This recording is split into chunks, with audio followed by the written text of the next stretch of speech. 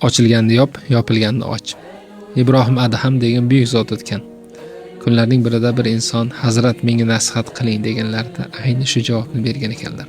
Ochilganda yop, yopilganda esa och. Tushuntiribroq gapirsangiz desalar sharhlab aytgan ekanlarki, yopiq bo'lgan qo'lingni ochgin. Bog'liq bo'lgan hamyoningni ochgin. Odamlarga ehsoningni, yaxshiligingni ko'paytir, ziyoda qil. Ochilgan og'zingni esa yopgin.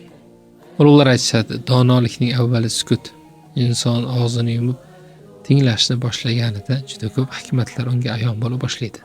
Hozir yo'lda kelayotganimizda bir yigit so'rab qoldi. Ustoz, yaqingacha juda ham katta pul topardim va bu narsa mendan birdan ketdi.